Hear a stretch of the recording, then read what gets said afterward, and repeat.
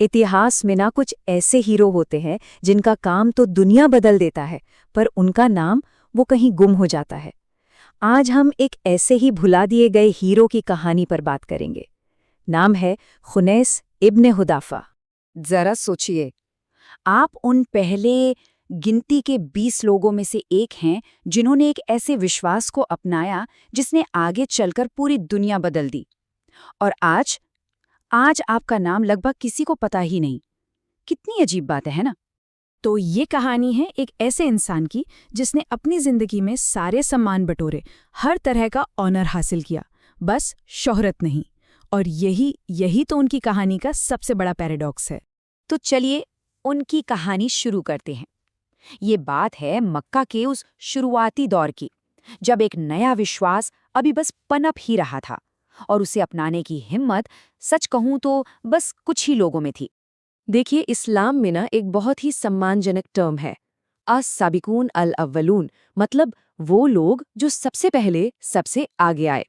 ये टाइटल उन गिने चुने लोगों को दिया जाता है जिन्होंने सबसे पहले इस विश्वास को अपनाया, और खुनैस वो इसी एलीट ग्रुप का हिस्सा थे। तो खुनैस ने इस्लाम अपनाया था अबू बकर की तालीम से, और ये उस वक्त की बात है जब कम्युनिटी के पास मिलने जुलने के लिए कोई एक सेंट्रल जगह तक नहीं थी। मतलब आप सोच सकते हैं कि वो कितने कितने अर्ली अडॉप्टर्स में से एक थे। और देखिए, जैसे ही उन्होंने इस्लाम अपनाया, न उनका असर एक लहर की तरह फैलना शुरू हो गया। सबसे पहले उन्होंने अपने 2 छोटे भाइयों को रास्ता दिखाया, फिर अपने 7 कजिन्स को साथ लाए, और फिर अपने ही कबीले के 4 और लोगों को इस राह पर ले आए। तो वो सिर्फ एक फॉलोवर नहीं थे, वो एक लीडर बनकर सामने आए। लेकिन उनका यकीन, उनकी कन्विक्शन सिर्फ एक शहर तक ही सीमित नहीं थी। उनकी जिंदगी का अगला चैप्टर वो जुड़ा है सफ़र से, यात्राओं से, और एक ऐसे रिश्ते से जिसने वाकई इतिहास पर अपनी एक अलग ही छाप छोड़ी।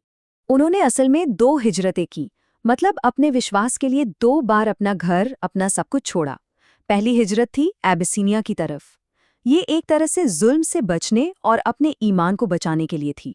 और दूसरी, वो थी मदीना की तरफ, जो एक नया समाज, एक नई कम्युनिटी बनाने का एक मजबूत इरादा थी। तो उनकी जिंदगी को देखें तो वो एक लगातार सफ़र ही था।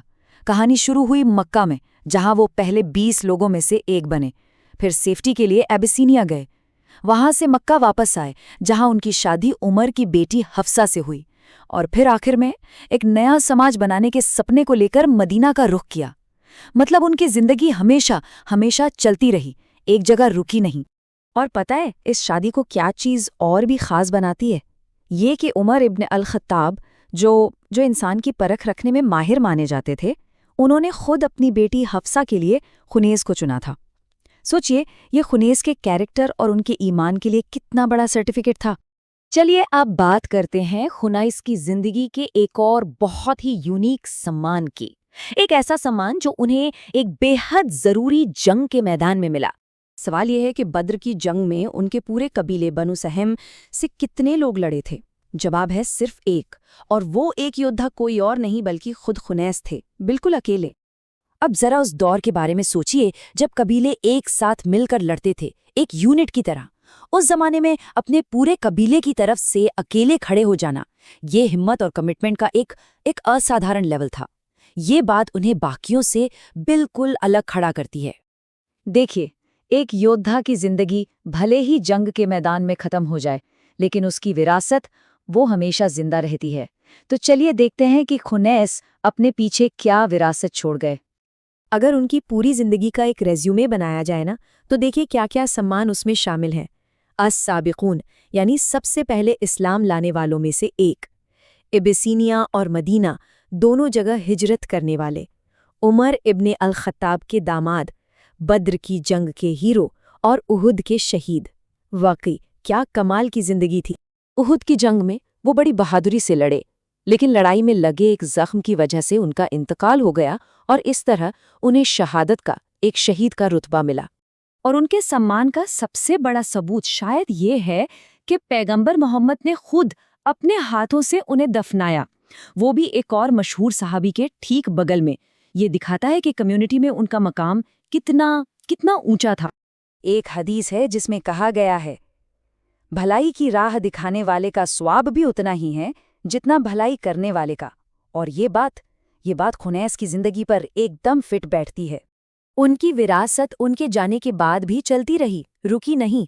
उनकी पत्नी हफ्सा ने बाद में पैगंबर से निकाह किया और उनके भाई अब्दुल्ला, जिन्हें खुनैस ने बचपन में सही रास्ता दिखाया था, वो आगे चलकर इस्लाम की एक बहुत बड़ी शख्सियत बने। मतलब उनका जो अच्छा असर था ना, वो एक के बाद एक आगे बढ़ता ही गया। तो ये पूरी कहानी हमें सोचने पर मजबूर कर देती है ना, कि हमारी दुनिया को और ऐसे कितने क्वाइट हीरोज ने बनाया है जिनका नाम हम नहीं जानते।